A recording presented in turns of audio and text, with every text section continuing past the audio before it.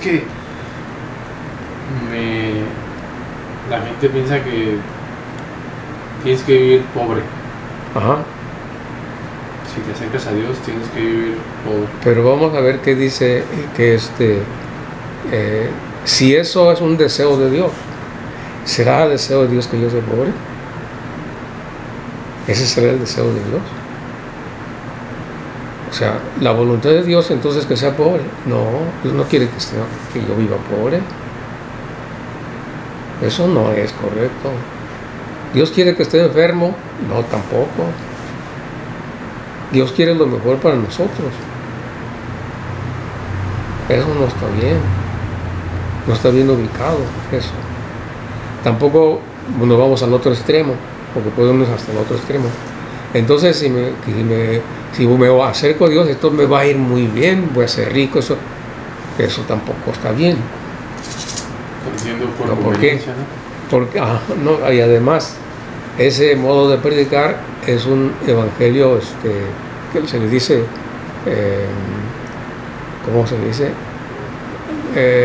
Que no es correcto, porque anda buscando fortuna y no es en Dios, y eso no es correcto. Si se va al otro extremo, también está mal. Entonces no es así. Pero no es el deseo de Dios que yo esté enfermo, ni que sea pobre. No. Eso no es correcto. Así es. Ahora, que algunas personas no las ha llamado para eso, bueno, esa es otra cosa. No, yo voy a hacer como San Francisco de Asís. Bueno, si Dios te está llamando, pues adelante, ¿no? Pero descubre qué es eso, ¿no? Nada más lo hagas porque sí.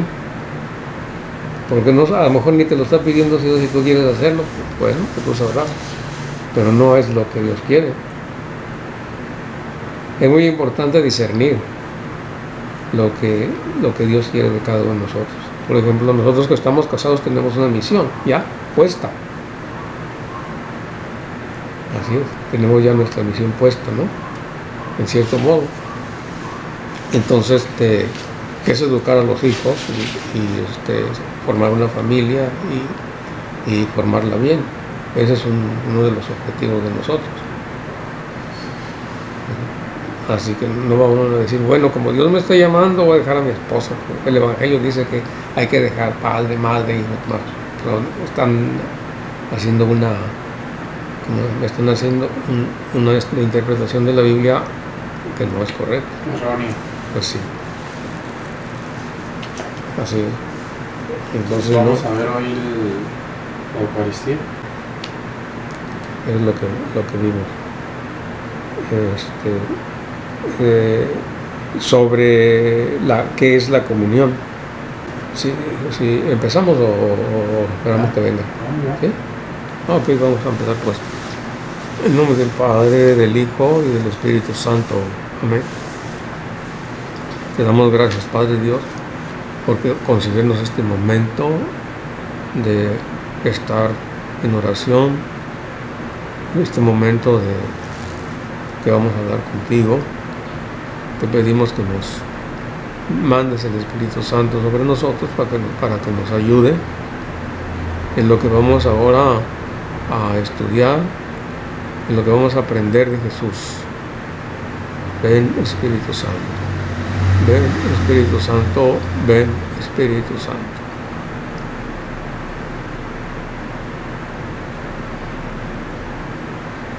Te damos gracias por el hogar, por este hogar. Te damos gracias por esta familia. Gracias por esta casa donde viven. Gracias. Bendito sea Señor. ¿Quieres decirle algo a Dios? Que aumente mi fe, que pueda hacer su sagrada voluntad. Sí, aumentanos la fe y que siempre podamos hacer tu voluntad. Todo por Jesucristo nuestro Señor. Amén. Tú dijiste, Señor, cuando dos o más se reúnan en mi nombre, ahí estaré yo en medio de ellos. Bienvenido, Jesús, a este momento de oración. Tú siempre estás con nosotros, pero te haces presente de un modo especial cuando nos reunimos en tu nombre. Gracias por tu compañía y por esa promesa tuya de que estarías con nosotros cuando nos reunimos en tu nombre. Creemos en esa promesa y creemos que estás aquí, aunque no te sintamos, aunque no te veamos, pero tú estás aquí. Amén. Bueno, vamos a empezar así. ¿Tú qué sabes sobre la comunión? A ver, di todo lo que sepas sobre la comunión.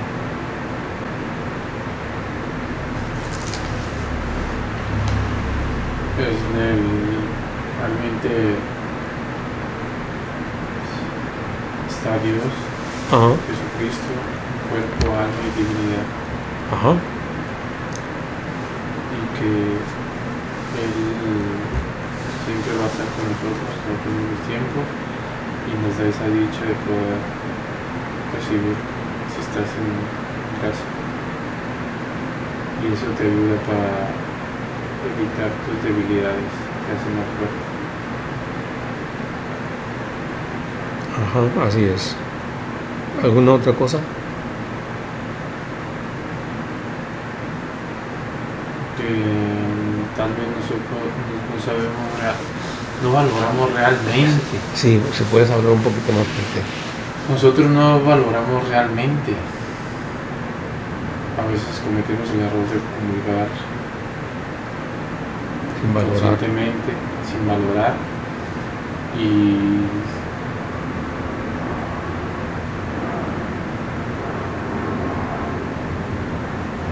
solo Dios sabe por qué Él se presenta en forma de pan, pero yo imagino que después de la muerte Él no va a aclarar todas esas dudas. Pero hace poco escuché un comentario que si supiéramos realmente que está ahí todos los días, hubiéramos ido a estar a misa con Él, la grandeza.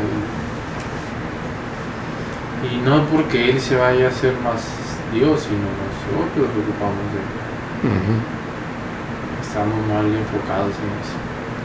Sí. Bueno, vamos a reconocer una cosa también, ¿no? Que no es para justificarnos, pero que sí es conveniente reflexionarlo. Realmente nosotros no tenemos perfección. Y esto podemos decir que va por grados, podemos decir así. Entonces, pero también podemos decir que es un don de Dios. O sea que Dios nos concede el don de poderlo recibir con mucha atención cuando lo vayamos a recibir.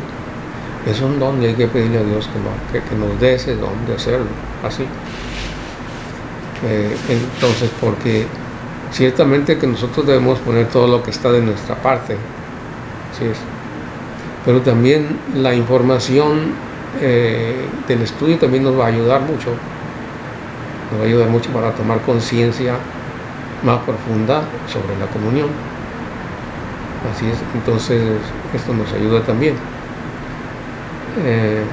Así que pues hay que pedirle a Dios siempre que nos aumente la fe, porque efectivamente así es, porque cuando no se recibe, por ejemplo, a Dios pudiéndolo hacer, no teniendo ningún obstáculo para poderlo recibir, solamente decidirse a confesarse y a recibirlo, pues ciertamente que es una falta hace falta ahí mucha fe.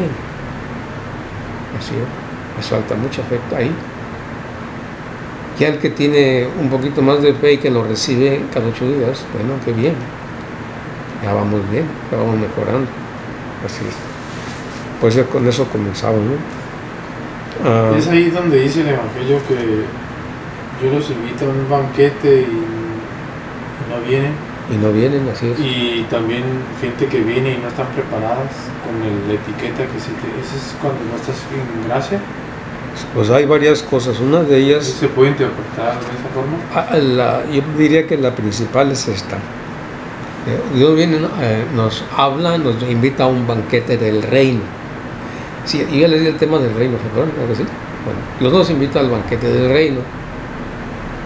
Jesucristo trajo el reino de los cielos aquí a la tierra. Entonces Él nos viene y nos invita a su banquete del reino de los cielos. Ese banquete es ese, ¿no? El banquete donde nos da la comunión. Pero no solamente es eso, sino el banquete de estar en su presencia, de seguirlo a Él, sus enseñanzas y todo. Y claro, también viene eso. Así es de que cuando viene Jesús, trae su reino. Y dentro del reino que trae Él, trae el pan que da la vida eterna. Que podríamos decir que es lo máximo que podemos nosotros recibir para tener nuestra salvación. Porque, ¿qué es salvación? Ahí también hay que fijar bien la raíz. ¿Qué es salvación? Porque cuando uno dice salvación, muchos dicen, bueno, es que me salva del miedo, ciertamente. Vamos a ver que me salva del pecado. Pues está bien. Pero ¿qué significa eso? Lo profundo, lo básico, ¿cuál es? Y lo básico es que nos salva del infierno, nos salva de estar separados para siempre de Él. A eso viene Jesús, a darnos la salvación que en el Antiguo Testamento no se había dado, sino estaba en espera. Así que toda la gente del Antiguo Testamento estaba en la espera de Jesús, el Mesías, que iba a venir a salvarnos. ¿De qué nos iba a venir a salvar? ¿De qué? De no alejarnos para siempre de Dios, es decir, de irnos al infierno. Eso es lo básico. Sí, porque ¿qué me gano yo que me salve del miedo o de una enfermedad aquí física si estoy mal del corazón y de mi alma? No. Yo prefiero estar enfermo del alma, enfermo físicamente, pero estar bien del corazón, del espíritu. Si vamos a preferencia, ¿no? Pero claro que Dios no quiere que esté enfermo. Así que yo estoy enfermo, tengo que buscar médico, tengo que orar a Dios que me dé salud, ¿sí? Porque Dios no quiere eso. Así es que bueno. Pero es que algunos, por ejemplo, el apóstol San Pablo tenía una enfermedad que nunca se le quitó, un demonio que lo hostigaba. Sí, pero él era el apóstol San Pablo. ¿A poco tú eres el apóstol San Pablo? Que no te pongas en su lugar. Así es. Entonces, comenzando ahí, ¿no? Ahora, ¿qué significa la palabra comunión? Hasta el cual suena común unión. O sea, se une uno con Jesús. Eso significa comunión, común unión. Jesús se une conmigo y yo con Él. Eso significa la palabra comunión. Es una comunión, una unión con Él por medio de la fe. Porque nosotros creemos que Jesús está en la hostia consagrada. Entonces, por medio de la fe, como nos unimos a Él. Y mientras más fe tengamos, es mejor. Sí, porque así como hay un momento hacemos el comentario que a veces va uno y no lo recibe con mucha devoción. Pues hay que estar siempre pidiéndole a Dios que lo hagamos con mucha devoción y poniendo todo lo que está de nuestra parte para que así sea. Así es. Y claro que va a haber muchas dificultades, muchos problemas. Hay a veces que andan en las carreras porque ya empezó la última de misa y todavía estoy ahí, no sé qué. Eso todavía pasa a todo el mundo. Y luego llegan las carreras allí y no pone atención. Cuando quedé de casa debiendo salir, brevemente leyendo el Evangelio, lo que iba a tratar el Padre, para ir preparados. Y luego pensar, voy a recibir a Jesús, Él va a entrar conmigo, voy a estar con Él, me voy a unir a Él. O sea, preparar nuestro corazón. Pero es muy difícil eso. Todos andan a las carreras, no cagan miles de quehaceres, ¿no? Pero es bueno tratar de ser cada vez mejor todo. Así es.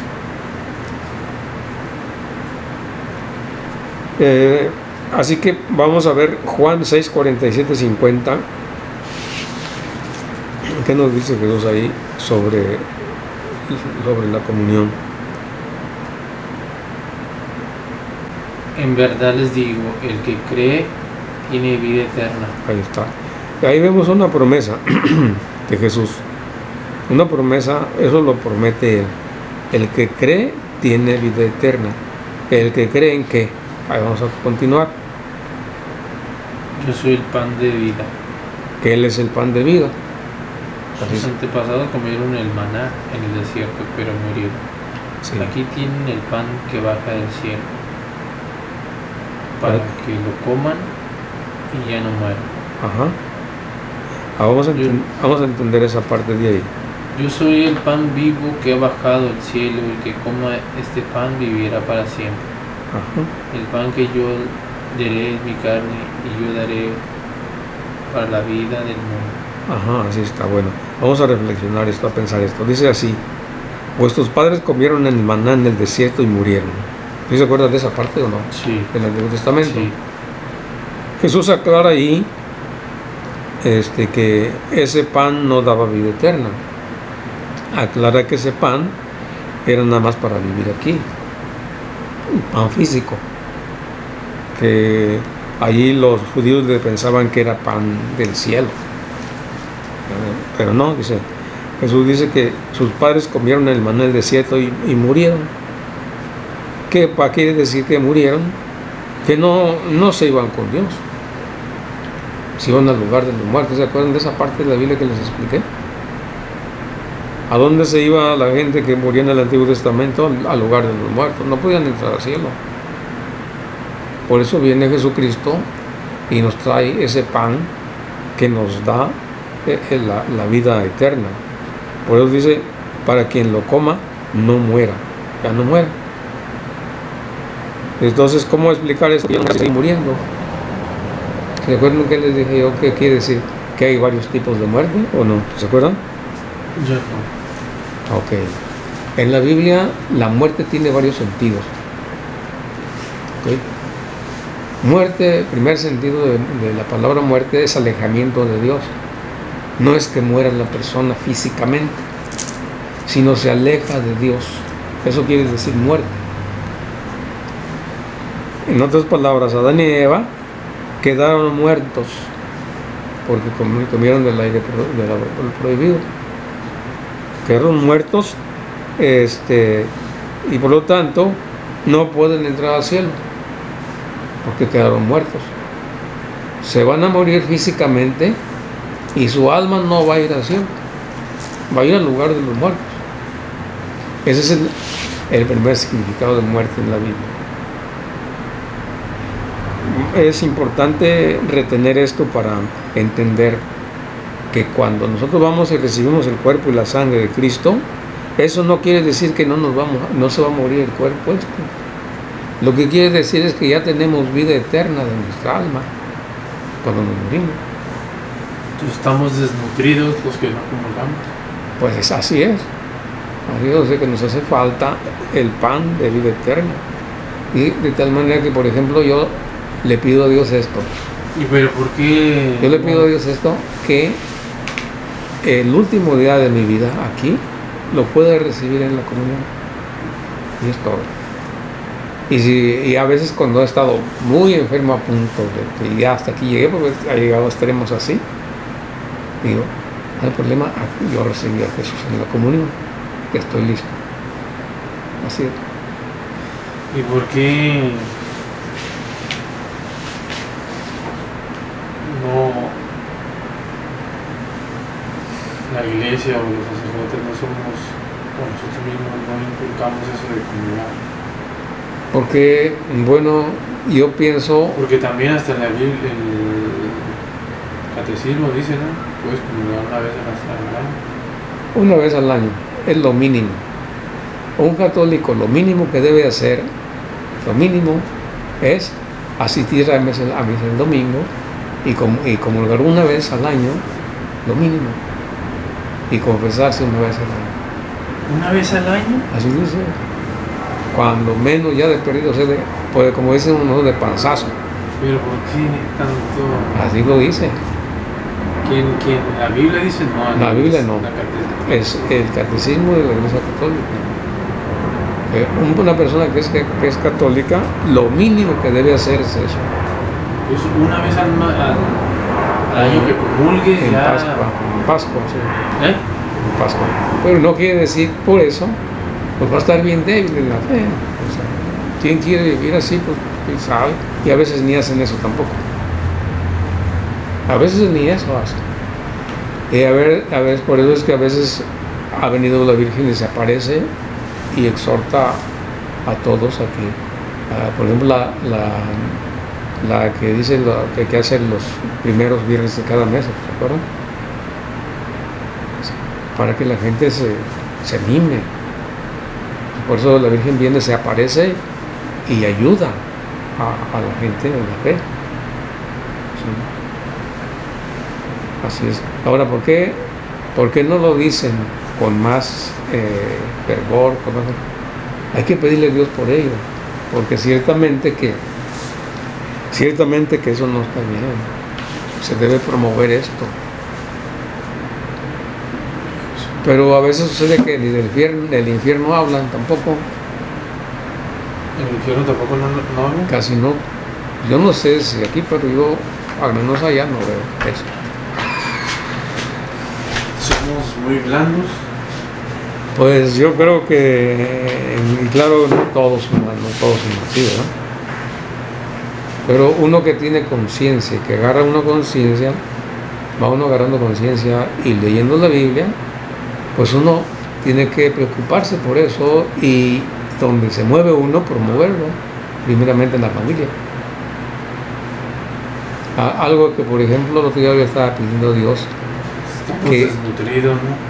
Que pudiera, por ejemplo, que pudiera yo en mi casa invitar a toda la familia a orar una vez por semana, 1 hora. Y mira que me lo concedió Dios. Sí, empecé, ¿saben qué? Vamos a hacer una hora de oración familiar. Todos los que quieran venir, vengan. Y sí, ya empezaron a ir. ¿Se están yendo? Sí, no todos, pero sí muchos. Y otros han intentado, pero bueno, yo les sigo diciendo. ¿Qué día? Los viernes les dijo a las 2, de 7 a 8, una oración familiar. ¿Y qué incluye esa oración? Que vayan mis hijos con su esposa y los sobrinos y todos los que quieran ir. ¿Y reza? Sí, entonces leemos la Biblia, damos gracias, pedimos por los problemas, todo eso. Un esquema, leemos el Evangelio y ¿El rosario también? puede uno hacer el rosario, hay varias opciones como que hacer. Hay varias opciones. Entonces me dio resultado, qué bien, ¿no? Es algo que le pedí a Dios y me lo concedió luego. Entonces, pues tiene uno que estar así, para animar, para fomentar la fe. No es fácil esto no es fácil. Así es que todos andan en el mundo, trabajando, divirtiéndose, para allá, para acá, no tienen tiempo para... en el trabajo, todo, pues ahí anda así. Pero bueno, entonces así está la cosa. Entonces, pero esto de promover esto es para que haya fe, se despierte la fe, para que busquemos a Dios, porque no nada más es lo material, sino lo espiritual también. Bueno, entonces Jesús nos promete, esa es una promesa de Jesús. ¿Se acuerda que hay 30,000 promesas en la Biblia? Esta es una de ellas, que si nosotros comemos, y es la super promesa de su cuerpo y de su sangre, Él nos da vida eterna ya, así es. De manera que si uno siempre lo recibe, cuando menos que 8 días, es algo muy bueno. Eso es algo muy bueno, recibirlo cada 8 días. Y si Dios nos concede algún día recibirlo diariamente, pues mejor. Así es. Yo digo nos concede porque no es tan fácil. hay que estarle pidiendo a Dios que nos ayude, tanto ir cada 8 días a misa y recibirlo, como si poco a poco puede uno recibirlo todos los días. Así es, no es fácil eso. Bueno, ya sabemos que este pan este pan se le llama la hostia consagrada. También se le dice la cena del Señor o la Eucaristía. Tiene varios nombres. O misa también se le llama.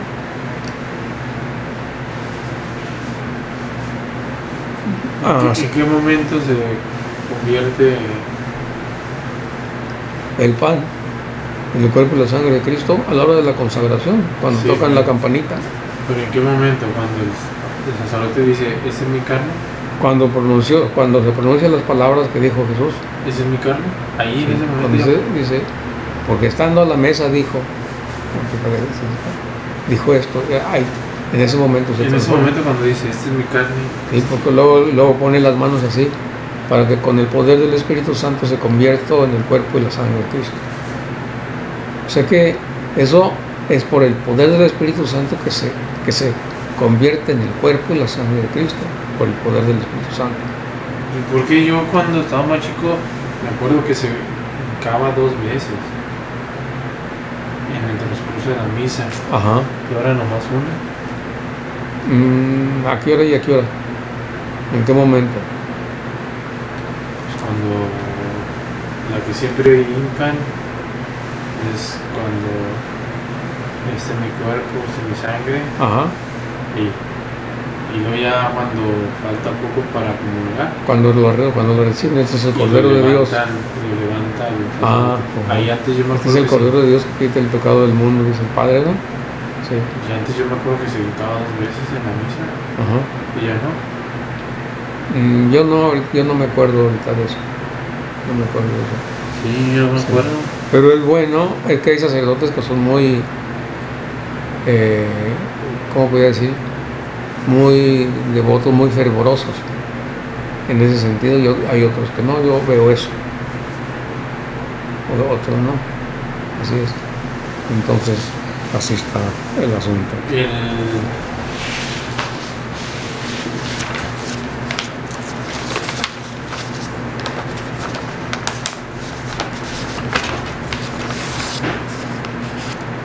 ¿Por qué se dice en la Biblia que si no estás en gracia y comulgas, te condenas?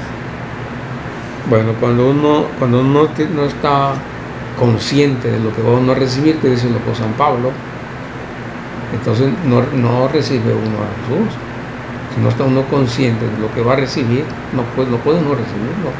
Debe uno estar consciente de que es el cuerpo y la sangre de Cristo. No, pero también que estás en pecado, ¿no? Ajá, también, sí, claro. Pero también el que está limpio de pecado no puede decir así, bueno, como ya estoy limpio de pecado, ya. Pero si no cree que está ahí, está mal también, no es correcto. O sea que debemos de creer que está ahí. Por eso hay que pedirle a Dios que nos aumente la fe. A veces algunos sacerdotes dicen, para que esto no sea causa de condenación, si alguna oración la hacen así, sino de salvación. Lo que yo me doy cuenta es que cuando el Padre dice, este es mi cuerpo, lo que yo interpreto es de que ya en ese momento ya está Él ahí. ¿Cuándo? ¿Cuándo dice este es mi cuerpo? Sí, pues ya está ahí, claro. Ok, y luego de ahí sigue el Padre Nuestro, entonces Ajá. Jesús está con nosotros para ayudarnos y que llegue esa oración a Dios. ¿Cómo? Cuando Él ya se convierte. Ajá, sí. Pues ya está convertido en la hostia. Ahí está. Ahí está, sí. Y luego de ahí rezamos el Padre Nuestro, entonces Él nos ayuda a que esa oración llegue al cielo, ¿no? Bueno. Sí, porque claro. pedimos. Sí, yo cuando estoy en misa, en ese momento procuro, cuando ya Él dice el Padre, este es mi cuerpo, ya me pongo interior y tengo que estar con mucha devoción y sé que estás ahí. Sí, eso es algo bueno, pensar y creer que está ahí. Y hasta ni puedo, yo ya no no doy la paz a la persona de atrás porque no quiero darle la espalda. Ajá. Pero me he dado cuenta que no nos damos cuenta que Él está con nosotros y nos ayuda a rezar al Padre Nuestro. Bueno, ciertamente que tenemos esa devoción, pero no nada más en ese momento nos ayuda. En otro momento también nos ayuda. Por ejemplo, ahorita podemos rezar el Padre Nuestro y nos va a ayudar.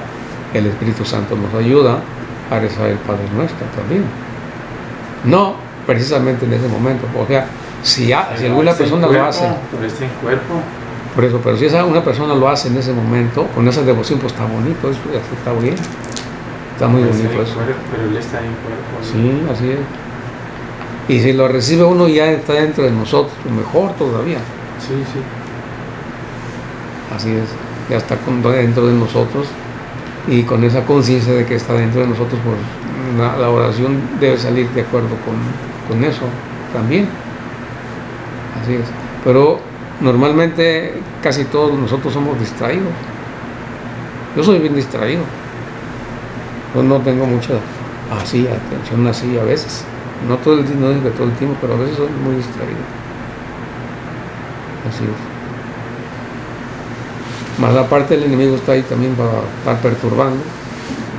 Se juntan varias cosas. Así es, bueno. Y ahora ya vimos que Jesucristo es el que dice que ahí está Él.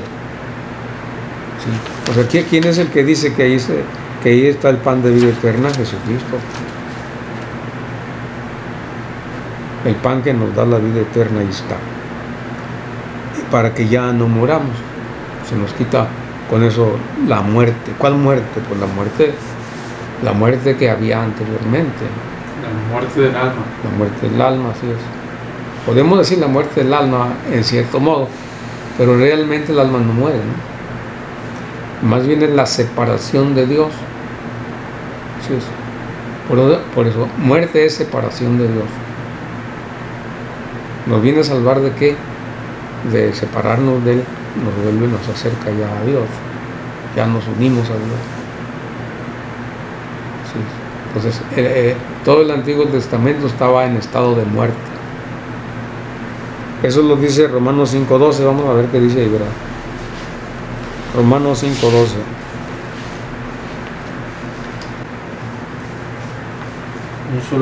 Un solo hombre hizo entrar el pecado en el mundo, y por el pecado la muerte. Ajá, ¿qué más? Después de la muerte se propagó a todos los hombres. Ajá, ahí está.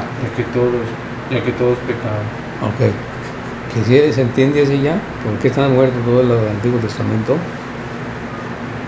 ¿Sí se capta o no? A ver, ¿por qué está muerto todo el Antiguo Testamento? ¿Por qué estaban muertos toda la gente que vivía en el Antiguo Testamento? ¿Por qué estaban alejados de Dios? Porque no cumplieron los mandamientos. Pero más para atrás, ¿cuál fue la causa principal? La causa principal, ¿cuál fue? Pues de Adán, ¿no? Desde ya viene todo eso. Sí. O sea, ¿qué hizo Adán? Desobedeció a Dios. Claro, los mandamientos, ¿no? No comas de ese árbol. Pero ya después vienen los mandamientos, ¿no? Por eso es más atrás todavía, desde el principio. ¿Qué mandamiento le dio Dios a Adán y Eva? No comas de ese árbol. Porque el día que comas morirás. Porque el día que comas te vas a separar de mí. Y vas a quedar así. Para siempre. Te vas a quedar así para siempre. Entonces de eso nos viene a salvar Jesús. Entonces desde allá viene eso. Claro que después se propagó la muerte. ¿Cómo se propagó? Pues porque nacieron en estado de muerte todos. Por eso todo el Antiguo Testamento estaba en un estado de muerte. Pero cuando nuestro Señor Jesucristo resucitó también en el Antiguo Testamento, ¿no? Ajá, así es. Por eso dice el credo que bajó hasta los infiernos. Descendió a los infiernos. ¿A qué fue? Allá. Fue anunciarles a los espíritus que vivieron en otro que vivieron en el Antiguo Testamento para llevárselos al cielo. Así es, o sea que fue para allá, Pues pero a todos. Abraham y todos los profetas estaban ahí. Sí, pero no a todos,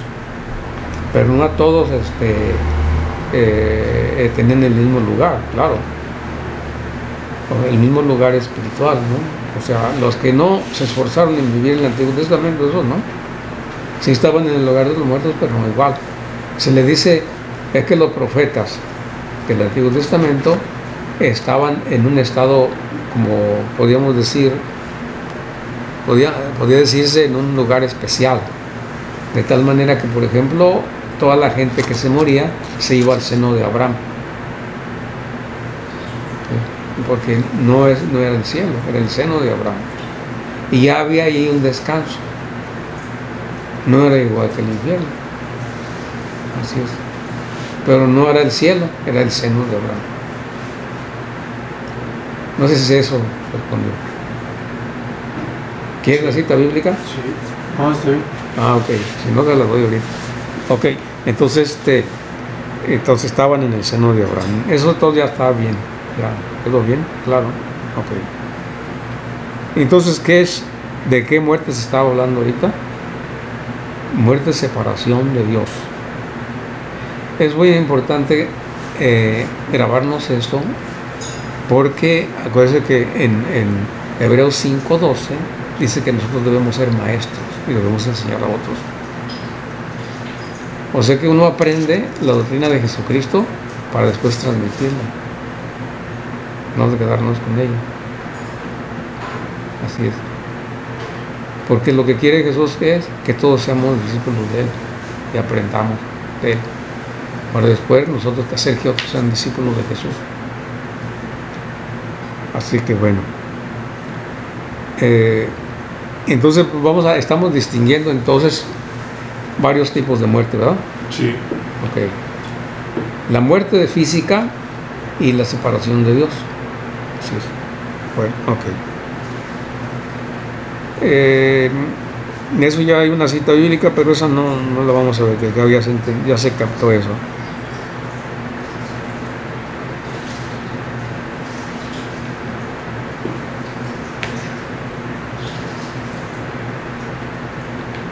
Y también ya captamos que ahí está el cuerpo y la sangre de Cristo, como lo dice 1 Corintios 10:16, que ya también lo reflexionamos. Este pan que es redondo de cualquier forma es el cuerpo y la sangre de Cristo. No quiere decir que sea exactamente redondo, puede ser de otro modo, ¿sí? ¿Por qué lo digo? Porque siempre los que no son católicos andan inventando cosas raras. Por ejemplo, dicen que la custodia, que nosotros adoramos al Dios Sol, que por eso tenemos la custodia ahí. ¿Okay? Entonces inventan cosas. No es precisamente que tenga que ser redondo, puede ser de cualquier forma. Así es. Ahora, ¿quiénes son los que nos dan este pan de vida eterna? Los que nos pueden dar este pan de vida eterna son exclusivamente los sacerdotes. O sea, me refiero, ellos son los que reparten ese pan y los que pueden consagrar el pan y el vino, porque esa es su misión de ellos. La misión de un sacerdote es dar las cosas sagradas al pueblo de Dios y representarlo delante de Dios. Así que que es una ¿cómo? Es una profanación. Profanación es, por ejemplo, cuando alguien va y se roba las hostias para hacer maldades, o aunque no haga maldades, estamos en la está robando. Así. Está cometiendo un pecado grave. Eso lo hacen los satánicos. Ellos saben, a veces tienen más fe en Jesucristo que a veces los católicos. Es increíble, pero los satánicos tienen más fe que Jesucristo está ahí que algunos católicos, porque saben que ahí está y van para hacer maldades con él. Por eso que a veces se han metido en los templos y se roban las hostias. Una vez se metieron ahí al templo donde yo vivo, donde yo estoy. Se roban el cáliz en las hostias para hacer maldades.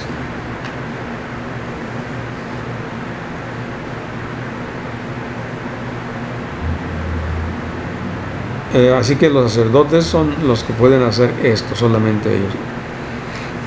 No hay otro, nosotros no podemos hacer eso, aunque nosotros también somos sacerdotes.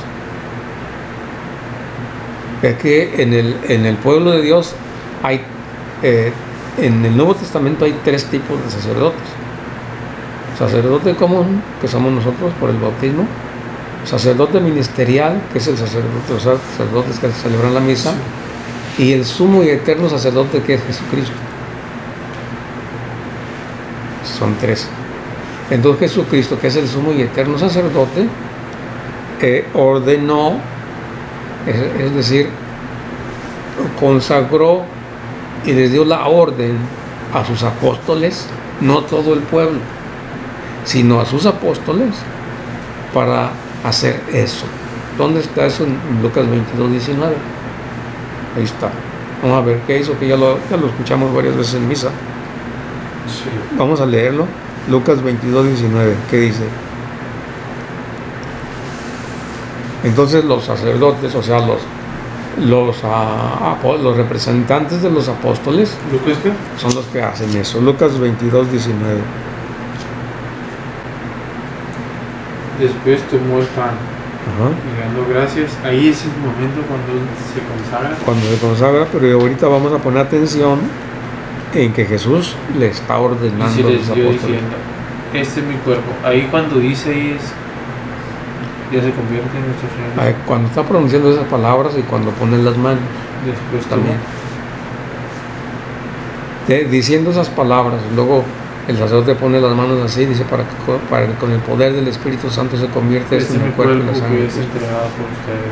Hagan con esto en Ahí memoria está. mía. Dice la orden, hagan esto. Hizo lo mismo con la copa después de cenar, diciendo: esta es la copa. Así es, entonces está dando una orden. Hagan esto. Con mi sangre, que es derramada por ustedes. Cuando dice hagan esto, le está dando esa orden. ¿A quiénes? ¿A todo el mundo? No, a los apóstoles. Entonces los apóstoles son los sacerdotes actuales y los obispos. Bueno, así que, ¿qué estamos diciendo? Algo que dice. Entonces, Jesucristo está ordenándolos a ellos sacerdotes. Aunque en el Nuevo Testamento no dice los ordeno sacerdotes, no dice así. Ni aparece la palabra sacerdote cuando le está diciendo Jesús eso.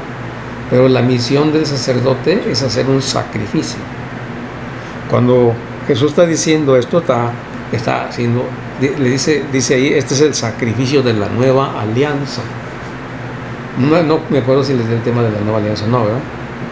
Ok, entonces, ¿qué es la alianza? Las alianzas, ¿qué son las alianzas? Las alianzas son lo que hace Dios con su pueblo, con el hombre. La primera alianza, ¿cuál fue? La que hizo con Adán y Eva, por decirlo así. ¿Qué alianza hizo? ¿O qué trato le dijo a Adán y Eva? No comas de este árbol. Mientras tú no comes de este árbol vas a estar bien siempre, feliz, contento, alegre. Aquí nada te falta. Okay. Pero tienes que obedecer esto. Primera alianza. La rompió la alianza, pues echó a perder todo. Después viene Jesús, Dios no nos abandona, no abandona al hombre porque lo ama. Nos ama Dios. Entonces, dice, no nos va a abandonar. Entonces, viene... ¿Por qué Dios escogió a pueblos de Israel? ¿Por qué no otro pueblo? Bueno, esto Porque viene... así como los africanos. Esto viene por esto, ¿no? O sea, Dios viene, aunque no... Esto que voy a decir no es que sea algo que yo aprendí teológicamente. Yo solamente supongo esto. O sea, cuando el mundo se echó a perder por Adán y Eva, empezaron a multiplicarse los hombres. Eso ya lo sabemos. Y se empezaron a multiplicar y empezaron a desparramar por todo el mundo. ¿Okay? Pero es lo mismo que sucede un poco actualmente, ¿no? Todas las personas creemos en Dios, algunos sí y otros no. Yo me encuentro con personas que, porque yo a veces una temporadita me la pasé visitando casas así, casa por casa, y muchos decían, no, yo no creo en Dios, eso no es cierto, no existe. Entonces hay mucha gente que no cree en Dios, y eso desde atrás. ¿Y usted qué hacía? Pues yo respeto. ¿Se cortaba el polvo de sus pies para...? No, yo respeto porque tiene que uno respetarlo. O sea, uno respeta porque el hombre es libre. Y menos yo, o sea, si Dios les da la libertad, ¿por qué tengo que exigir? Lo menos. Yo solamente trato de hablar de Dios y punto, y hasta si alguien no cree, pues no, nadie le forza que lo oiga o no. Simplemente se respeta porque es una persona y se le ama, no hay problema. Pero no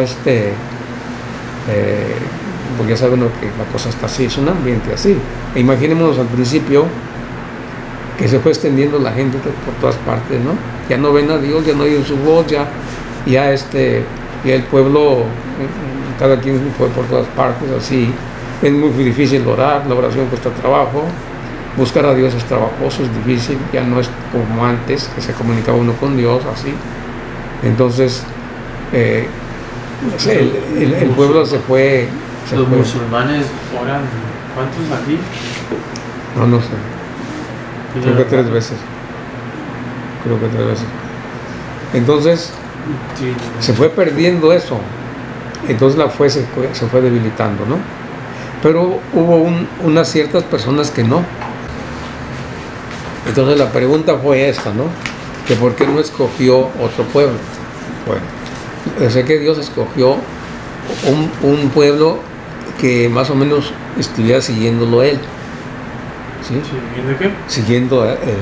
Siguiendo la fe desde el principio. Okay. Entonces, no otro pueblo que estaba más alejado. Aunque también estaba contaminado con ídolos y todo eso, ¿no? Entonces le habló a Abraham. ¿Fue el primero lo escogió. que se le habló?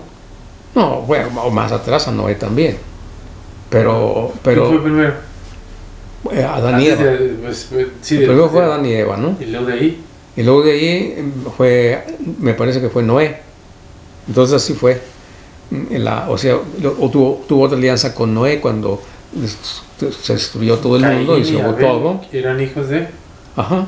Caín y Abel eran hijos de Adán y Eva. Entonces. ¿Pero quién mató a quién?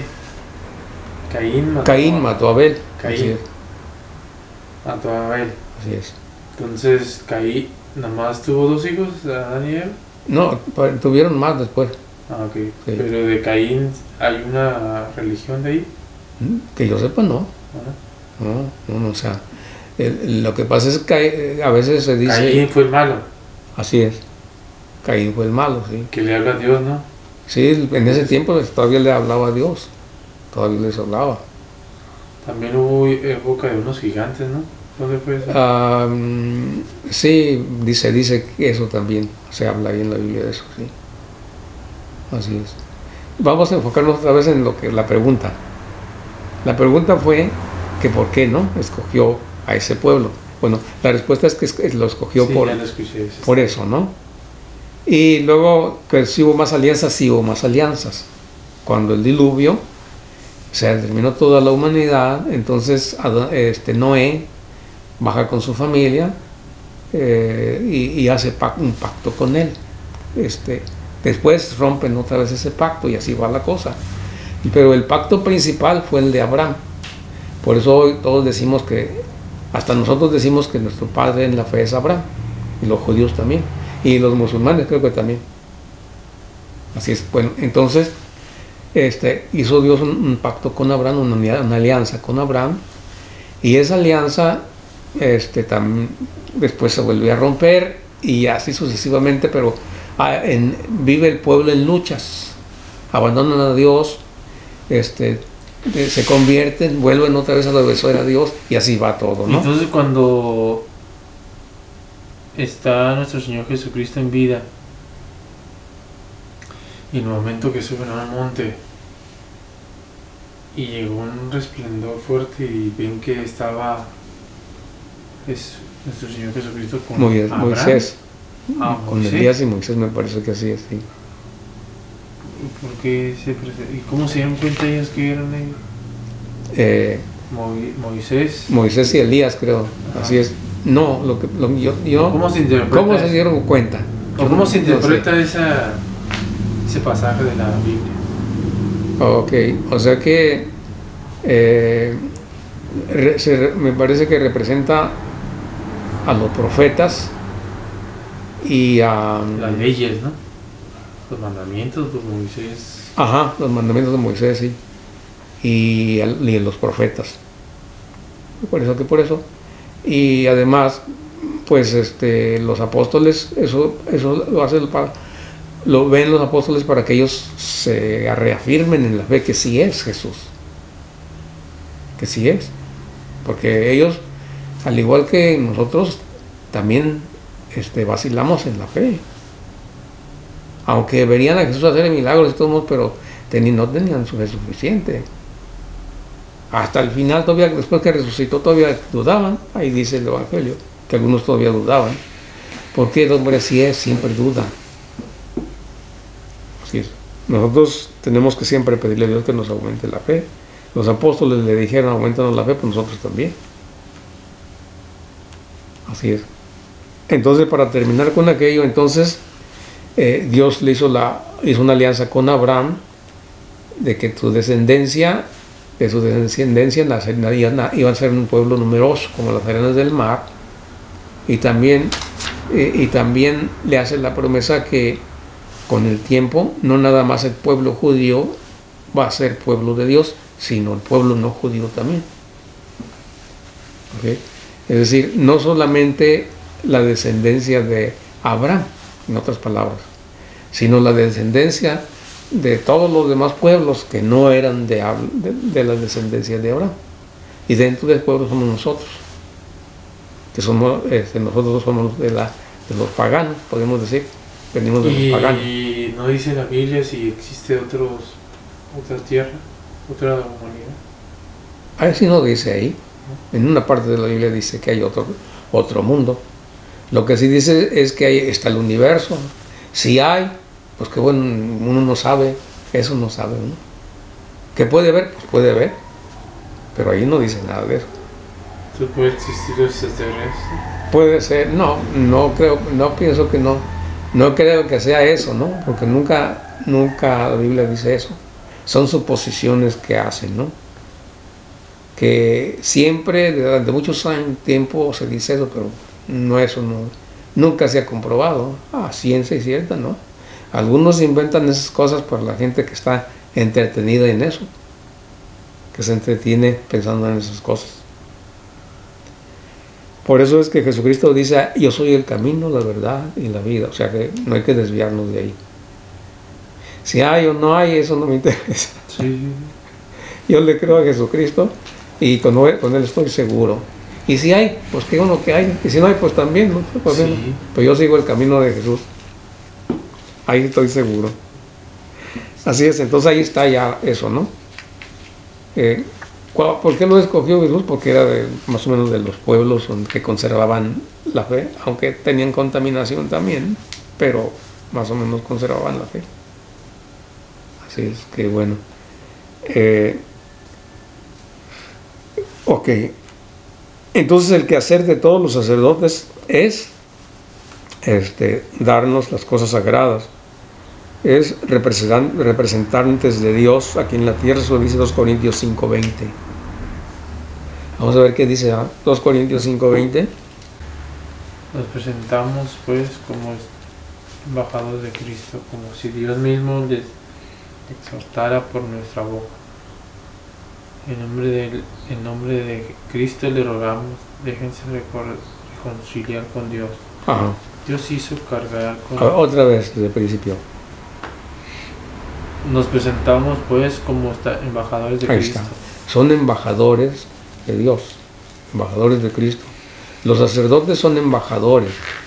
¿Qué es un embajador? Un representante de un gobierno, un representante de un país.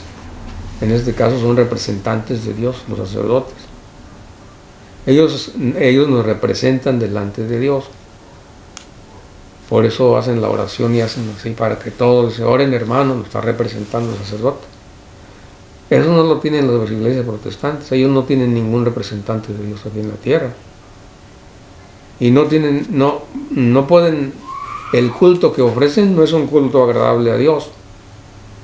¿Por qué? Porque el culto que se le da a Dios lo da por los sacerdotes, o sea, ellos nos representan, ellos no tienen representantes ante Dios. ¿Por qué no hay mujeres? ¿Cómo? Porque Jesucristo no dejó mujeres. Jesucristo dejó hombres, los 12 apóstoles. Ahí estaba Magdalena, ¿no? Pero no era apóstol ella. O sea, nosotros decimos, fue un apóstol, bueno, ciertamente que sí, o sea, entendiendo esto, apóstol es un enviado. Actualmente también las mujeres son enviadas, pero apóstol ministerial, así, sacerdote ministerial, no. Jesús dejó nada más apóstoles. Pues si no hubiera escogido mujeres también. Estos son los 12 apóstoles, fulano, y una mujer también, o dos ahí. No fue así. Así. Entonces, ¿por qué? Porque él así quiso.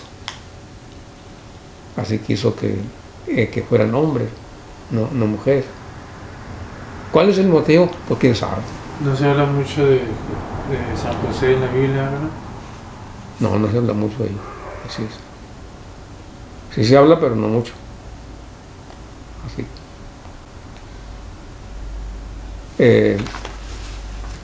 ¿Qué otra cosa? Porque ya aquí se termina el tema. Hay una cosa, ¿no? Aquí para remachar, para terminar. En resumen, Dios Padre hizo un plan para salvarnos a nosotros. ¿Ok? Con Jesucristo su Hijo hicieron un plan de salvación. Y el plan fue que, dice Jesús, yo no hago nada por mi cuenta, solo hago lo que el Padre me indica. Entonces Jesús viene a este mundo y hace lo que el Padre le indicó. O sea, se pusieron de acuerdo cuál sería el plan para salvar al hombre. Y el plan para salvar al hombre es venir aquí a la tierra. Y a de ver, el Dios Padre le dijo así, por decirlo así, porque Jesús lo es el que dice, ¿no? Que lo que hace es por el mandato del Padre.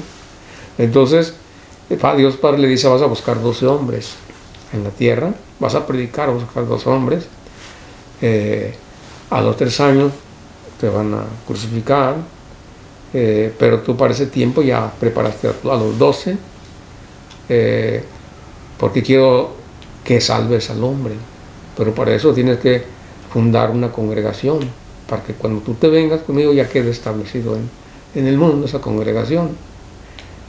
Vas a buscar a 12, vas a dejar a uno de representantes de ellos, un líder, que es el apóstol Pedro, y ya. Entonces, como si terminará la misión y luego le dice así, y vas a repartir tu cuerpo y tu sangre para que les dé vida eterna, para salvarlos, así. Y si mi fe es tan grande, puedo yo, ¿por qué sanar a una persona? Si tiene el don, sí. Es el don. Sí, pues eso, hay dones de curación, claro. Sí, entonces, lo que pasa es que esos dones, a veces yo me he fijado a través del tiempo que tengo viviendo, que a veces las personas no tienen ese don, sino simplemente dicen que lo tienen, pero no lo tienen. O sea, porque puede ser que oren por una persona y se sane, ¿no? ¿Y de dónde usted sacó eso de la hojita donde dice ese ejemplo? ¿Ejemplo de qué?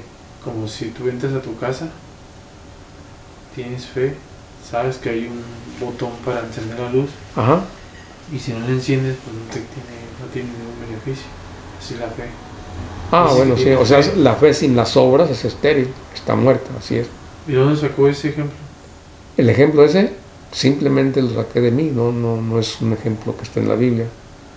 sino que es algo que tiene uno que tener la seguridad, porque la fe es tener seguridad, tener garantía de lo que ofrece Dios y que se va a realizar. Así es. O sea que si uno tiene fe, podríamos decir en este caso para los milagros, el don de hacer milagros, entonces debe tener la seguridad aquella persona de que tal persona se va a sanar. Así es. Entonces yo para cerrar ya esta plática. Pero hay que aclarar algo bien aquí. Le estaba aclarando eso. La mayoría de las personas no lo hacen porque tengan fe.